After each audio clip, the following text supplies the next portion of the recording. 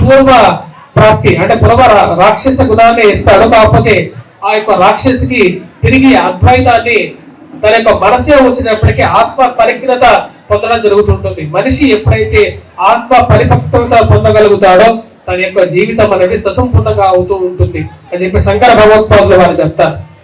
అంటే మనిషి దేవుడి దగ్గరికి వెళ్ళినప్పుడు ఎటువంటి కోరిక కోరుకోవాలి. ఇక్కడ కర్కసి చూసినట్లయితే కర్కసి తనకి అనవసరమైనటువంటి కోరిక కోరుకుంది. తనకి సూక్ష్మ దృష్టి అనేది అవసరం ఉండదు, సూక్ష్మ శరీరం అనేటువంటిది అవసరం ఉండదు.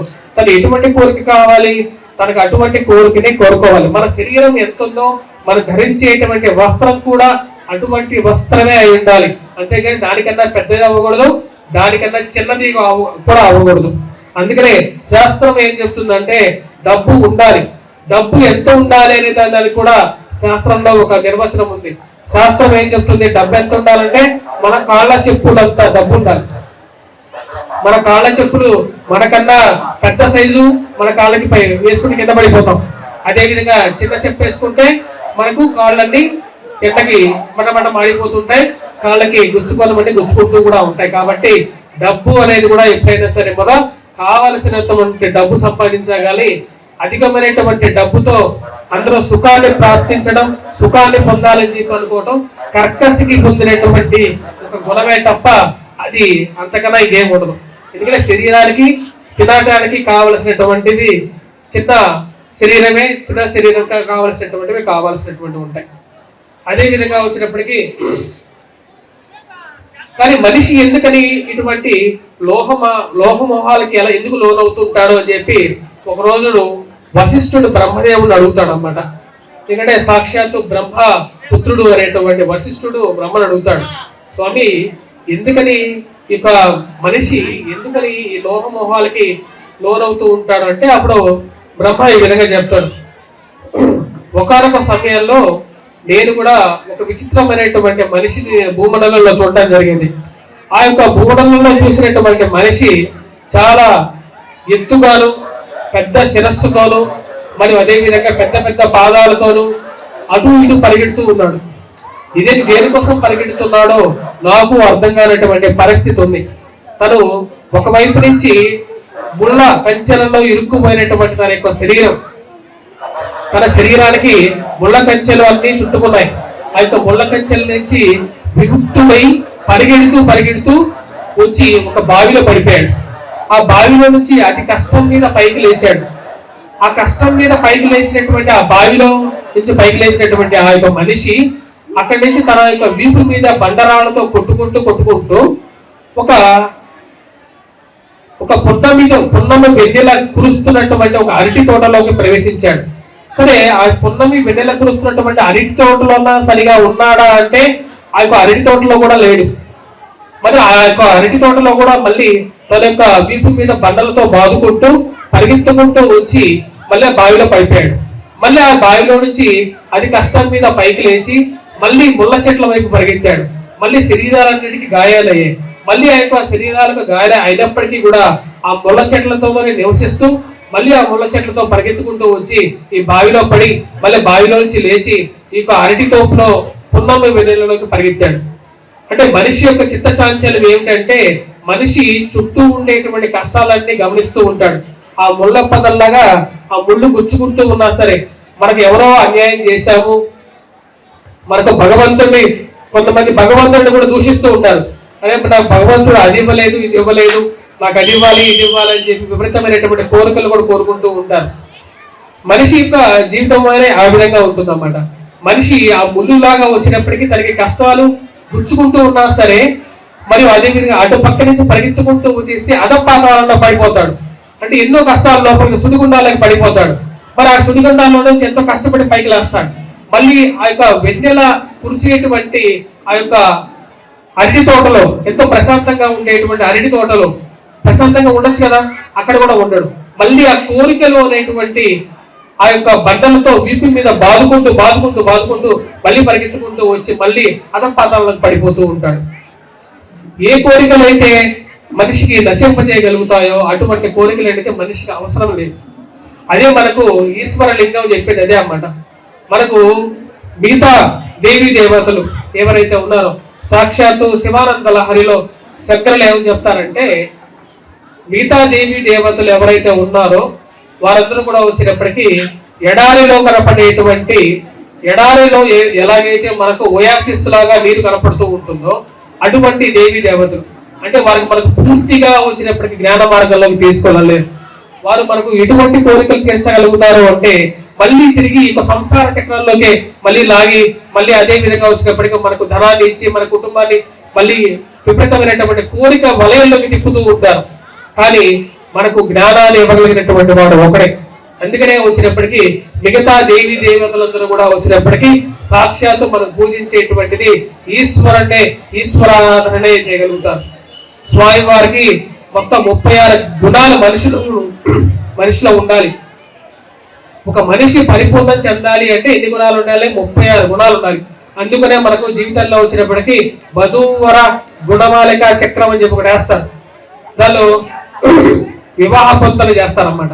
వివాహ పొంతన చేసినప్పుడు ఎన్ని పాయింట్స్ ఉండాలి అంటే 20 పాయింట్ల కన్నా ఎక్కువ ఉండాలి, 25 పాయింట్ల కన్నా ఎక్కువగా ఉండాలి అని చెప్పి ఒక చక్రాలు వేస్తూ ఉంటారన్నమాట.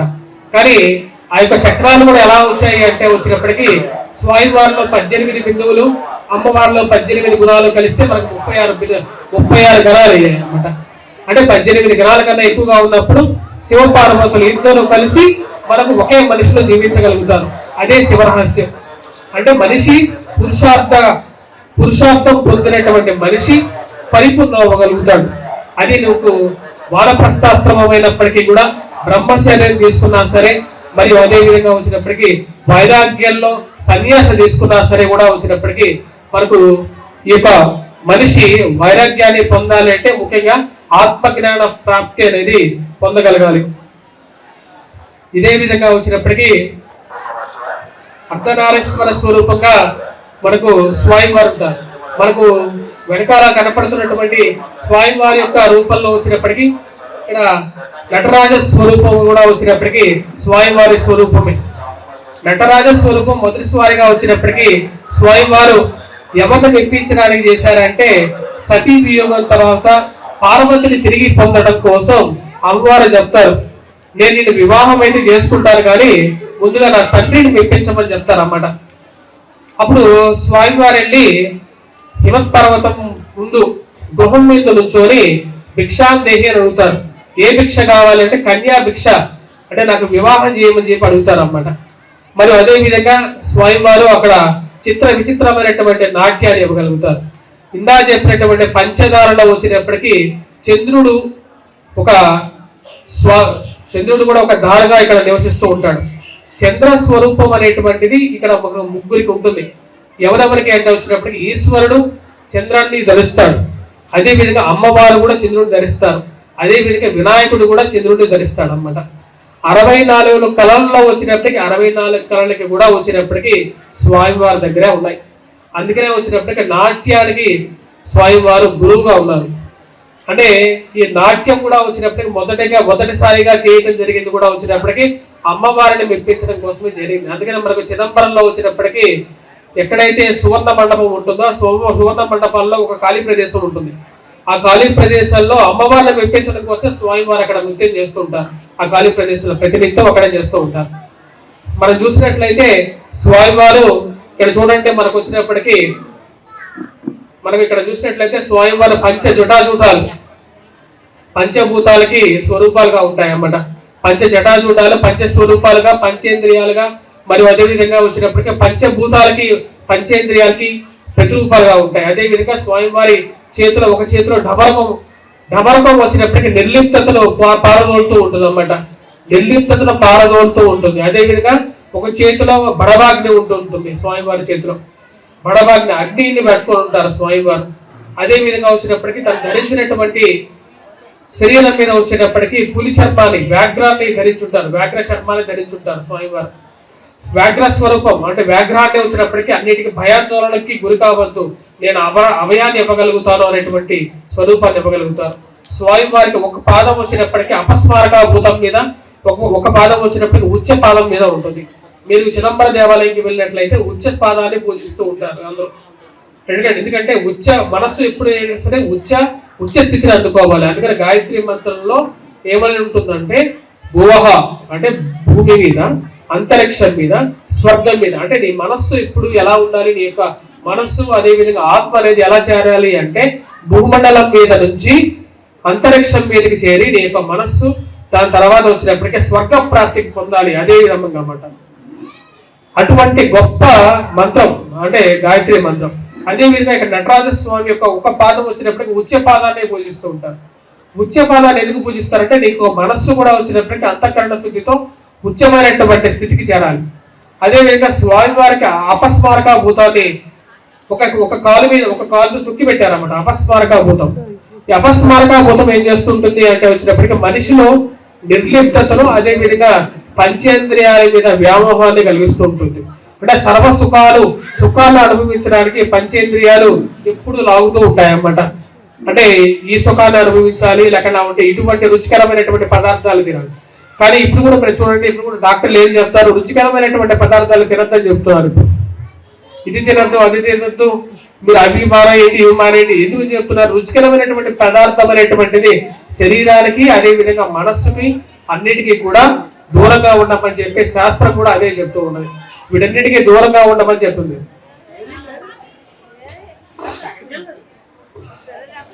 ఈ యొక్క శ్రీశైలంలో వచ్చినప్పటికీ మనకు అదే విధంగా వచ్చినప్పటికీ ఇక్కడ శ్రీశైలంలో మనకు ముఖ్యంగా మనం చూసినట్లయితే మనకు భీమకుండం అనేటువంటి కుండం కూడా ఉంటుంది. భీమకుండం వచ్చినప్పటికీ సాక్షాత్తు భీమేశ్వర లింగం అనేది అక్కడ ఉంటుంది అన్నమాట. భీమేశ్వర లింగం దగ్గర నుంచే వచ్చినప్పటికీ మనకు ఇక్కడ మనకు మోక్ష ద్వారం అనేది ఉంటుంది. మోక్ష ద్వారం అంటే ఇక్కడ శ్రీశైలానికి ప్రథమమైనటువంటి మార్గం అనేది కూడా ఇక్కడి నుంచే మనకు దారి మొదలవుతుంది అన్నమాట.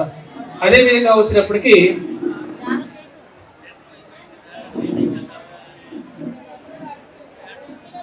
ఎప్పుడైనా సరే ఏ దేవాలయానికి వెళ్ళినప్పుడు మన యొక్క దర్పాన్ని ఎప్పుడూ చూపించకూడదు.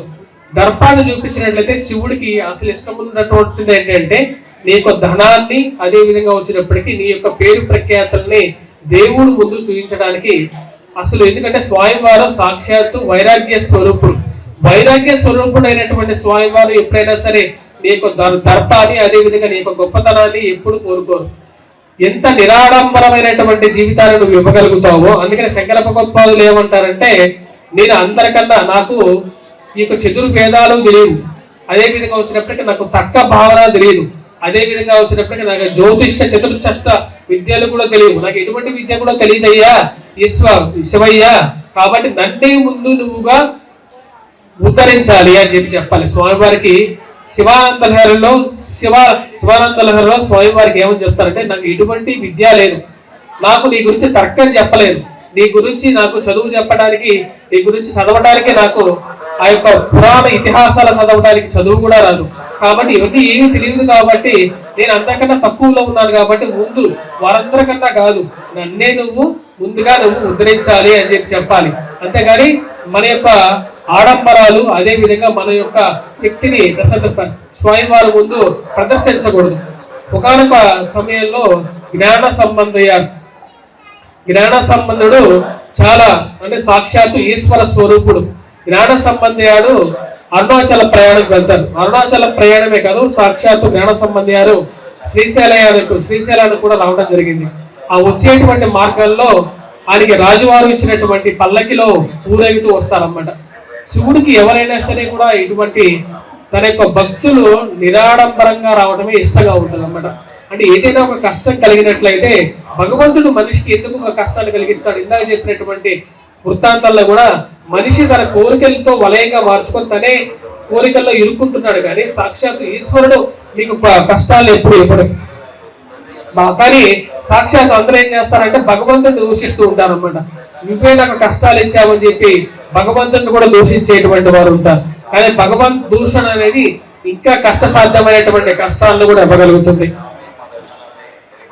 జ్ఞాన సంబంధియాలు పల్లకిలో ఊరేగుతూ మంది పార్పలతో వస్తారన్నమాట. మంది పార్పలతో వచ్చినటువంటిప్పుడు అక్కడ ఉండేటువంటి దొంగలుగా వచ్చినటువంటి ప్రమద గణాలు అక్కడ ఉండేటువంటి జ్ఞాన సంబంధియాల యొక్క పల్లకిని మరియు అదే విధంగా పక్కన ఉన్నటువంటి వారి యొక్క ఆవరణాలని మొత్తాన్ని తస్కరిస్తారన్నమాట, మొత్తాన్ని దొంగతనం చేసేస్తారు. మళ్ళీ అరుణాచలానికి అప్పుడు ఆయన తినడానికి తిండి కూడా ఉండదు. జ్ఞాన సంబంధి గారు చాలా దూరం నడిచి వచ్చిన తర్వాత అక్కడ ఏదో వివాహం జరుగుతున్నట్టుగా తెలుసుకొని అక్కడికి వెళ్తారు. వీరి కోసమే అక్కడ ఏదో వివాహం జరుగుతున్నటువంటి విధంగా విందు పెడుతున్నట్టు విధంగా ఉంటుంది. వీరికి వెళ్ళగానే వీరికి అర్ఘ్యపాద్యాలు మరి అదేవిధంగా భోజనాది కార్యక్రమాలన్నీ ముగించుకున్న తర్వాత వీరికి చెప్తారు, మీరు అరుణాచలానికి వెళ్ళండి, మీకు అన్ని శుభం జరుగుతుంది అంటారు. వీరు కొంచెం ముందుకు నడిచిన తర్వాత వెనక్కి తిరిగి చూస్తే అక్కడ ఎవరు ఉండరు. ఆ విధంగా అలా ముందుకు నడుచుకొని వెళ్తూ ఉన్న సమయంలో వీరికి అరుణాచలానికి వెళ్ళిన తర్వాత వీరికి తిరిగి వీరు ఏవైతే పోగొట్టుకున్నటువంటి వస్తువులు ఏవైతే ఉన్నాయో అవన్నీ కూడా వచ్చినప్పటికీ అరుణాచలంలో వీరికి తిరిగి పొందడం అనేది జరుగుతుంది అన్నమాట. అంటే అరుణాచలంలో వచ్చినప్పటికీ సాక్షాత్తు మళ్ళీ తిరిగి పొందుతారు. అంటే స్వయం వారికి ఏంటి, ఇక్కడ తను ఇచ్చేటువంటి రుణం ఏవైతే ఇచ్చినవి ఉన్నాయో స్వయం వారికి ఇచ్చినటువంటివి మళ్ళీ మీరు తిరిగి స్వయం వారికి ఇచ్చేదేంటి. కొన్ని దేవాలయాల్లో, నేను ఇక్కడ దేవాలయాల్లో కూడా చూశాను, మన దేవాలయాల్లో శివుడికి నందీశ్వరుడికి నంది ఈశ్వరుడు సాక్షాత్తు నందీశ్వరుడిని పూజించిన తర్వాత మన ఈశ్వరుడిని పూజించాలి. స్వయం వారు నందీశ్వరుడికి ఇచ్చినటువంటి ఒక వరం ఏమిటంటే ఈ ప్రళయకాలయంలో కూడా నంది మండలం ఏదైతే ఉందో నంది మండలానికి లయం లేదు. అంటే నంది మండలం అనేది నశించదు, అది ఎప్పటికీ అలాగే ఉంటుంది అన్నమాట.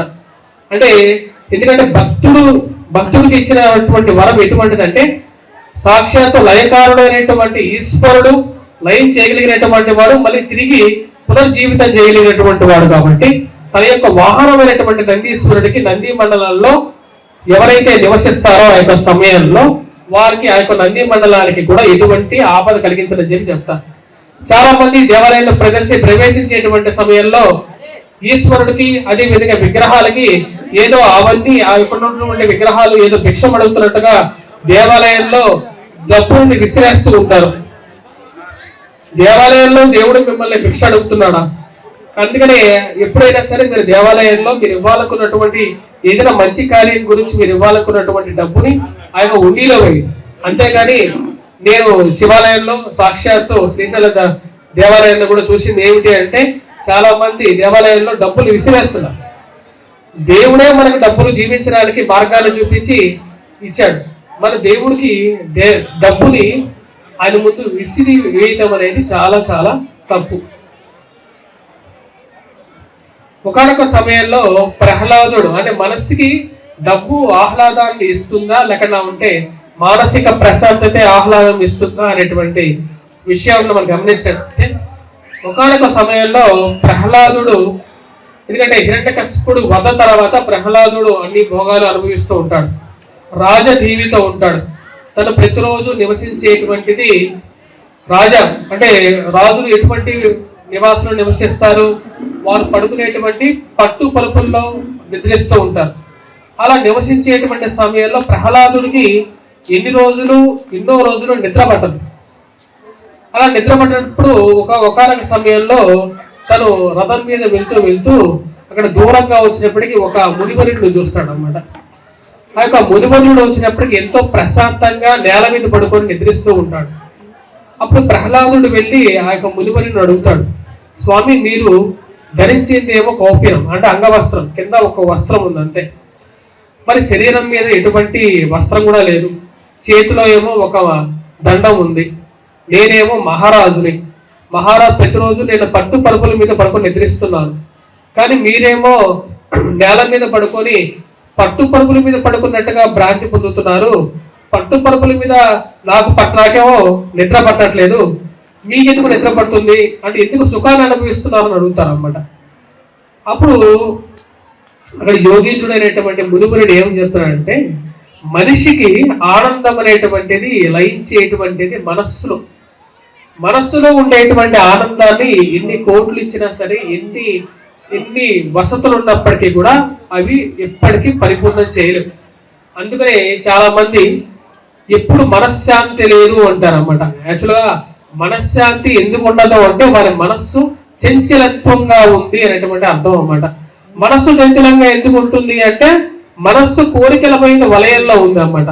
మనస్సు కోరికల మీద వలయం నుంచి ఏ విధంగా వెళ్తుంది అంటే ఆత్మ మీద ఎప్పుడైతే అది కేంద్రీకరం అవుతుంటుందో అప్పుడు ఆటోమేటిక్గా వచ్చినప్పటికీ తనకి మనస్సు అనేది తన వికారం చెంది ఆత్మ పరిజ్ఞత పొంది తద్వారా వచ్చినప్పటికీ నువ్వే భగవంతుడివి అనేటువంటి విషయాన్ని తెలుసుకుంటాం. అదే మనకు అహం బ్రహ్మాస్మి, అదే విధంగా వచ్చినప్పటికీ అహం బ్రహ్మాస్మి అనేటువంటి మంత్రాన్ని చెప్పడం జరుగుతుంది. ఎందుకంటే అహం బ్రహ్మాస్మి అంటే నువ్వే, అంటే నీలో ఉండేటువంటి దేవాలయమే, అంటే మనిషి యొక్క శరీరమే దేవాలయం. అందుకని చిదంబర దేవాలయంలో మనం గమనించినట్లయితే చిదంబర దేవాలయం ఎంతో విశిష్టం ఉంది. ఎందుకంటే చిదంబర దేవాలయంలోకి ప్రవేశించేటప్పుడు 5 మెట్లు ఉంటాయి అన్నమాట. అంటే పంచేంద్రియాలకి 5 మెట్లు ఉంటాయి. అదే విధంగా వచ్చినప్పటికి ఓం నమ శివాయ అనేటువంటిది మనకు వచ్చినప్పటికీ మనకు ఉండేటువంటి 5 అక్షరాలతో కూడుకున్నటువంటి మంత్రం ఓం నమ శివాయ అనేటువంటిది. 5 మెట్లెక్కిన తర్వాతే వచ్చినప్పటికీ మీకు చిదంబర దేవాలయంలోకి మీరు ప్రవేశించాలి. చిదంబర దేవాలయంలోకి ఎంతో ప్రసిస్తుంది. ఇప్పుడు శ్రీశైల దేవాలయంలో ఎటువంటి గొప్పతనం ఉందో చిదంబర దేవాలయంకి ఎంతో, ఇప్పుడు ఉన్నటువంటి 63 మంది నయనార్లు ఎవరైతే జీవించారో 63 మంది నయనార్లు కూడా వచ్చేటప్పటికి అక్కడ జ్ఞాన ప్రబోధం జరిగింది చిదంబర దేవాలయంలోనే జరిగింది అన్నమాట. ఈ యొక్క క్షేత్రంలోనే వచ్చేటప్పటికి మనకు ఈ క్షేత్రానికి ఉన్నటువంటి ఒకానొక మహిమ ఏంటంటే ఈ యొక్క భూమండలాల్లో మనకు ప్రతిరోజు నిత్యానుష్ఠానంలో వచ్చేటప్పటికి చేసేటువంటి ప్రతి పూజలోనూ ఈ యొక్క శ్రీశైల ఈశాన్య ప్రదేశే, శ్రీశైలలో మధ్యప్రదేశే, లేకుంటే శ్రీశైలానికి ఉత్తరప్రదేశంలో ఉన్నావా అనేటువంటి చెప్పడానికి ఈ యొక్క క్షేత్రానికి ఉన్నటువంటి ప్రాశస్త్యం గొప్పదన్నమాట. అదే విధంగా వచ్చినప్పటికీ ఈ క్షేత్రంలోనే వచ్చినప్పటికీ మనస్సుని నిగ్రహంగా ఉంచుకోగలిగినటువంటి శక్తి ఉంటుంది. అందుకనే ఈ యొక్క క్షేత్రంలోనే వచ్చినప్పటికీ తపస్సు ఆచరించడానికి ఎంతో యోగ్యకారకమైనటువంటి క్షేత్రం ఇది. ఎందుకంటే ఈ యొక్క క్షేత్రాల్లో మనిషి కలికాలంలో 15 సెకండ్లు తన యొక్క మనస్సును నిగ్రహించుకోగలిగినటువంటి శక్తి ఉంటుంది అన్నమాట. అది ఇక్కడే మీకు పొందగలుగుతారు. అంటే ఈ క్షేత్రాల్లోనే 15 సెకండ్ల పాటు మీ మనస్సును నిగ్రహించుకొని అక్కడ శివ లింగం వైపు మీరు మనస్సును నిశ్చలంగా ఉంచుకోగలిగినటువంటి ఒక శక్తి ఉంటుంది. అదే విధంగా వచ్చినప్పటికీ ఇక్కడ శివానంద లహరి రచిస్తున్నటువంటి సమయంలో స్వయంవారు అయినటువంటి శంకర భగవత్పాదుల వారు జరిగినటువంటి వృత్తాంతంలో వచ్చినప్పటికీ స్వామివారు యోగ నిష్టలో ఉంటారు. యోగ నిష్టలో ఉన్నటువంటి సమయంలో వచ్చినప్పటికీ ఆ యొక్క సమయంలో ఇక్కడ మనిషి యొక్క వధ కూడా జరుగుతూ ఉండేది. భ్రమరాంబ అమ్మవారికి వచ్చినప్పటికీ ఇక్కడ మనిషి వధించి మరియు అదేవిధంగా మనిషి బలులు జరుగుతుండేవి అన్నమాట. ఎంతో వర్చస్సుతో ఉన్నటువంటి స్వామివారిని చూసి శంకర భగవత్పాదులు వారిని చూసి ఇక్కడ ఉన్నటువంటి నరబలి చేసేటువంటి వారు స్వామివారి దగ్గరికి వస్తారు. స్వామి మిమ్మల్ని బలి ఇవ్వాలి అని చెప్పి మేమందరం నిర్ణయించుకున్నాము, మీరు దానికి అనుగ్రహించండి అంటారు. అప్పుడు శంకర భగవత్పాదులు అంటారు, సరే నాకైతే మీరు బలి ఇవ్వాలనుకుంటున్నారు కాబట్టి నాకైతే ఎటువంటి సందేహం లేదు, నేను దానికి అంగీకరిస్తున్నాను బలి ఇవ్వడానికి. కాకపోతే నా యొక్క శిష్యుడు, నేను ఇప్పుడు చేస్తున్నటువంటి యోగాభ్యాసం ఉంది కదా, ఈ యోగాభ్యాసం వరకు నాకు కొంచెం సమయం ఇవ్వండి. కాకపోతే నా శిష్యుడు ఉన్నాడు కదా, నా శిష్యుడు అతను ఒప్పుకోవడం మటుకు నాకు తెలియదు అంటాడు అనమాట. సరే అది మేము చూసుకుంటాం, మీరు మీకు యోగాభ్యాసాన్ని ముగించుకొని రండి అని చెప్పి అంటారు. యోగాభ్యాసం ముగించుకున్న తర్వాత శంకర భగవత్పాదుల వారిని వధించడానికి అంటే బలి ఇవ్వడానికి ఇక్కడ ఉన్నటువంటి కాపాలికులు తీసుకెళ్తారన్నమాట. ఈ కాపాలికులు తీసుకెళ్ళినటువంటి సమయంలో తన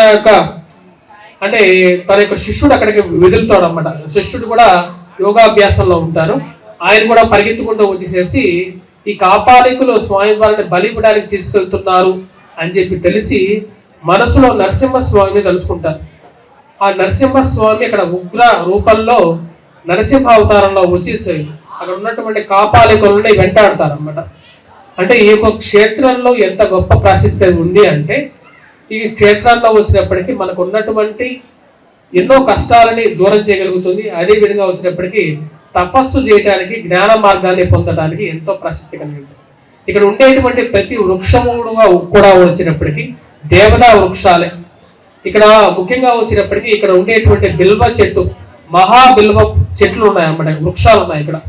మనం హటకేశ్వరంలో చూసినట్లయితే మహాబిల్వ వృక్షం ఉంది ఇక్కడ. అదే విధంగా వచ్చినప్పటికీ లోపల దేవాలయంలో కూడా వచ్చినప్పటికీ రావి చెట్టు, జ్ఞానానికి సంపన్నకి కారకమైనటువంటి రావి చెట్టు, అదే విధంగా మోదుగు చెట్టు. మోదుగు చెట్టు మీద మనకు నెమలి మనకు ఇక్కడ వచ్చినప్పటికీ మోదుగు చెట్టుకి చుట్టుకొని మల్లియలు పూసాయట. అంటే స్వామివారికి మల్లియలు అంటే చాలా ఇష్టం. ఆ మల్లికలు సమర్పించినట్లయితే స్వామివారికి మల్లికార్జునుడు అనేటువంటి ఒక నామధేయం రావడం జరిగింది అన్నమాట. ఆ మల్లికలు పుష్పించినట్ల విధంగానే స్వామివారు కూడా వచ్చినప్పటికీ మనకు మానసికమైనటువంటి వ్యాకులతను పోగొట్టి జీవితాన్ని ముందుకు తీసుకెళ్ళగలుగుతారు. అదే విధంగా వచ్చినప్పటికీ మనకు ద్వారం ద్వారా మనకు ప్రవేశిస్తున్నటువంటి సమయంలో మనకు పైన చూసినట్లయితే స్వామివారికి వ్యాఘ్రపాదుడు అదే విధంగా పతంజలి మహర్షి ఇద్దరు కుడి ఎడముగా ఉంటారు. పతంజలి మహర్షి అదే విధంగా వ్యాఘ్రపాదుడు వచ్చినప్పటికీ సాక్షాత్తు శివ ఆనంద తాండవాన్ని చూసినటువంటి వారు అన్నమాట. పతంజలి వచ్చినప్పటికీ పత్ అంజలి అన్నమాట. అంటే స్వామివారు ఒకానొక సమయంలో సాక్షాత్తు ఎవరు అంటే పతంజలి మహర్షి విష్ణువు యొక్క శేషపాంపు. ఆదిశేషు ఒకరోజు ఏమవుతుందంటే ఆదిశేషు మీద పవలించినటువంటి విష్ణుమూర్తి తన యొక్క శరీరంలో ఉన్నటువంటి బరువు ఒకేసారి పెరుగుతూ ఉంటుంది అన్నమాట. ఆనందంతో తన యొక్క శరీర బరువు పెరుగుతూ ఉంటుంది. కింద ఉన్నటువంటి ఆదిశేషు అడుగుతుంది అన్నమాట, స్వామి ఎందుకు మీ యొక్క దేని చూసి ఆనందాన్ని పడుతున్నారు, మీ యొక్క శరీర బరువు ఎందుకు పెరుగుతుంది అని అడుగుతుంది అన్నమాట. అప్పుడు ఉన్నటువంటి ఆదిశేషుకి శ్రీమన్నారాయణుడు ఏమని చెప్తాడంటే, భూమండలం మీద ఈశ్వరుడు ఆనంద నృత్యాలు చేస్తున్నాడు. ఆ యొక్క ఆనంద నృత్యాన్ని చూసినప్పుడు నా మనస్సు పులకించి నా యొక్క శరీరం బరువు పెరుగుతున్నది అంటారు. అప్పుడు ఆదిశేషుడు అడుగుతాడు, ఏమని అడుగుతాడంటే, సరే ఆ యొక్క ఆనంద నృత్యాన్ని చేయటానికి నాకు కూడా ఒక చూడటానికి నాకు కూడా ఒక వరాన్ని ఇమ్మని అడుగుతాడు. అప్పుడు సరే రాబోయేటువంటి కాలంలో అది కూడా పరిపూర్ణం అవుతుంది అని చెప్పి స్వామివారు సెలవిస్తారు. తదుపరి జన్మ వృత్తాంతం ప్రకారంగా ఇక్కడ ఆదిశేషు తదుపరి జన్మలో పతంజలి మహర్షిగా భూమండలం మీద జన్మిస్తారు.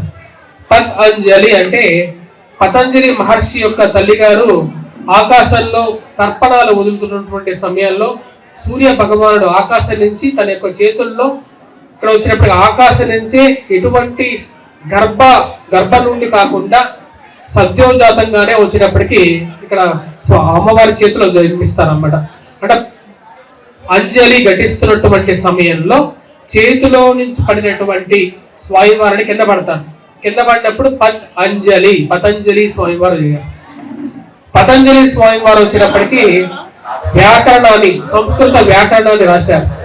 సంస్కృత వ్యాకరణం రాసినప్పుడు స్వామివారు పంచ శిరస్సుల్లో స్వామివారు విపరీతమైనటువంటి విషవాయువుల స్వామివారి యొక్క 4 నుంచి వస్తూ ఉంటాయి. వచ్చినటువంటి శిష్యులందరికీ కూడా వచ్చినప్పటికీ అడ్డంగా ఒక తెరచారపు కడతారన్నమాట. ఎందుకంటే స్వామివారిని ఎవరైతే చూస్తారో ఆ యొక్క విషవాయువులు పీలిస్తే అందరూ మరణిస్తారని చెప్పేసి అటుపక్క తెరచాపకి అటుపక్కన వచ్చినప్పటికీ శిష్యులందరూ కూర్చుంటారు. ఒక నియమం ఉంటుంది, ఏంటంటే ఎవరు ఆ తెరచాప ఎత్తి చూడకూడదు అనేటువంటి ఒక నియమం ఉంటుంది.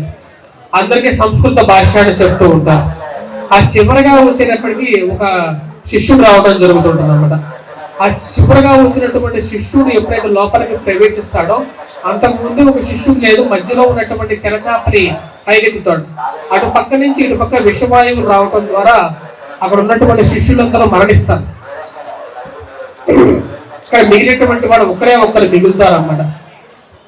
వారే సంస్కృత భాష్యాలు రాయడం జరుగుతుంది.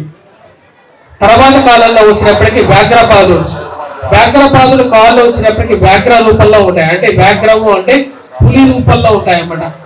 శరీరం మొత్తం వచ్చినప్పటికీ మనిషిగాను, అదే విధంగా వచ్చినప్పటికీ కాళ్ళు ఏమో పులి రూపంలోనూ ఉంటూ ఉంటాయి. వ్యాఘ్రపాదుడు ఆ యొక్క పులి యొక్క కాళ్ళు ఎందుకు వచ్చాయి అంటే చిదంబరంలో నివసించేటువంటి వ్యాఘ్రపాదుడు స్వామివారికి ప్రతిరోజు పూలను కోసి స్వామివారికి అర్పిస్తూ ఉంటారు. అలా అర్పిస్తూ ఉన్నటువంటి సమయంలో ఒకానొక సమయంలో ఏమవుతుందంటే ఒక విషయాన్ని గమనిస్తారు. ఆ పూలు పూసేటువంటి సమయంలో వచ్చినప్పటికీ ఈ యొక్క తుమ్మెదలు వాలి ఆ యొక్క పూలలో ఉన్నటువంటి పుప్పుడిని తస్కరిస్తున్నాయని చెప్పేటువంటి విషయాన్ని వ్యాఘ్రపాదుడు గమనిస్తాడన్నమాట. సో ఈ పుప్పుడిని దొంగిలించేటువంటి సమయం కన్నా ముందే సూర్యరశ్మి భూమండలం మీద ఎప్పుడైతే పడుతుందో ఆ పడేటువంటి సమయం కన్నా ముందుగానే పరిగెత్తాలి అంటే అందరికన్నా కూడా తేజోవంతంగా పరిగెత్తడానికి కావలసినటువంటి పాదాలు అంటే వ్యాఘ్ర పాదాలు కావాలి, అంటే పులిలాగా పరిగెత్తాలి కాబట్టి వ్యాఘ్రపాదుడు అయ్యాడు. తనకి శివుడు ఇచ్చినటువంటి పాదాలు వ్యాఘ్రపాదుడు. వ్యాఘ్రపాదుడు పతంజలి మహర్షి ఇద్దరు కూడా వచ్చినప్పటికీ స్వామివారి యొక్క ఆనంద తాండవాలు చూసినటువంటి మొదటి భక్తులుగానే మనం చెప్పచ్చు. ఆనంద తాండవాలు చూసినటువంటి వారిలో అతి తక్కువ మంది వారిలో వ్యాఘ్రపాదుడు, అదే విధంగా పతంజలి మహర్షి. మనం దేవాలయంలోకి ప్రవేశించేటువంటి సమయంలోనే వచ్చినప్పటికీ మనకి ఎదురుగా కనపడేటువంటి అంటే గర్భగడి కన్నా ముందు ఉండేటువంటి వాకిలి పైన ఉంటాయి అన్నమాట ఈ యొక్క విగ్రహాలు. ముఖ్యంగా వచ్చినప్పటికీ వ్యాఘ్రపాదుడు ఒక పక్కన, అదే విధంగా వచ్చినప్పటికీ పతంజలి మహర్షి యొక్క విగ్రహాలు కూడా లోపల ఉంటాయి. అదే విధంగా వచ్చినప్పటికీ ఎప్పుడైతే మనకు లోపలికి ప్రవేశిస్తామో అక్కడ మనకు రాజరాజేశ్వరి అమ్మవారు, అదే విధంగా రాజరాజేశ్వర స్వామివారు ఉంటారు. అదే విధంగా లోపల వచ్చినప్పటికీ గోపూజ, ఈ యొక్క కలియుగంలో వచ్చినప్పటికీ గోపూజ ఎంత ప్రశిష్టమైనటువంటిదో నందీశ్వరుని యొక్క పూజ కూడా ఎంతో ప్రశిష్టమైనటువంటిది ఈ యొక్క కలియుగంలో. ఎందుకంటే నందికి ఉండేటువంటి సూక్ష్మ దృష్టి, ఎందుకంటే నంది అనేటువంటిది చూసారా ఎంతో పెద్ద నేత్రాలతో కలిగినటువంటిది, చెలించేటువంటి మనస్సు లేనటువంటిది. మరియు అదే విధంగా వచ్చినప్పటికీ నంది తన యొక్క ఎంతో తీక్షమైనటువంటి బుద్ధి కలిగి ఉంటుంది అన్నమాట. అదే విధంగా వచ్చినప్పటికీ ఈ యొక్క నందికి వచ్చినప్పటికీ అమృతం ముందు నుంచి వస్తూ ఉంటుంది. అదే విధంగా గోమాతకి అమృతం అనేది వెనకాల నుంచి వచ్చేటువంటి ఒక పరిస్థితి ఉంటుంది అన్నమాట. అంటే క్షీరానికి ఎటువంటి ప్రసిద్ధి ఎలాగైతే ఉందో అదే విధంగా వచ్చినప్పటికీ నందీశ్వరుడికి కూడా అటువంటి ప్రసిద్ధి అనేది ఉంది. నందీశ్వరుడు సాక్షాత్తు ఈశ్వర కటాక్షం పొందినటువంటి వాడు. అందుకనే మీరు నందీశ్వరుడు పూజించిన తర్వాతే మీరు శివుడి యొక్క కరుణకు పాత్రులు అవ్వగలుగుతారు. అంతేగాని శివారాధన ముందుగా వెళ్ళి చేయటానికి వీలు కాదు. వశిష్ఠుడు శ్రీరామచంద్రుడికి చివరిగా ఒకటి చెప్తాడన్నమాట. ఏంటంటే వశిష్ఠుడు శ్రీరామచంద్రుడికి జీవితం అనేది ఎలా ఉండాలి అనేటువంటి ఒక న్యాయ గుణాన్ని చెప్పడం జరుగుతుంది. ఇటువంటి జీవితాన్ని పొందాలి అనేటువంటి విషయంలో ముఖ్యంగా ఏమని చెప్తాడు అంటే, మనిషి జీవితం ఎప్పుడైనా సరే దావు వాక్య కటాన్యాయంగా ఉండకూడదు. అంటే దావు వాక్య కటాన్యాయం అంటే ఏంటంటే, ఒకానొక సమయంలో సంబారసుడు అనేటువంటి ఒక రాక్షసుడు ఉండేవాడు. ఈ సంబారసుడు అనేటువంటి రాక్షసుడు ఏం చేశాడంటే, ఎంతో సిద్ధి కలిగినటువంటి రాక్షసుడు. ఈ రాక్షసుడు తన యోగ సిద్ధితో రాక్షసులకు కావలసినటువంటి ప్రతి ఒక్క విషయాన్ని తనే సృష్టించగలిగేటువంటి ఒక శక్తి ఉందన్నమాట. అంటే ఇంద్రుడికి ఎటువంటి సౌకర్యాలు అయితే స్వర్గంలో కలిగి ఉన్నాడో అటువంటి స్వర్గంలో కలిగినటువంటి అన్ని విషయాలని రాక్షసులు కూడా కల్పించడం జరిగేది. అంటే ఐరావతాన్ని, అదే విధంగా కల్పవృక్షాన్ని, అదే విధంగా మిగతా గాయని గాలికులు, అప్సరసలని అందరినీ కూడా రాక్షసుల కోసం సృష్టించాడు అన్నమాట.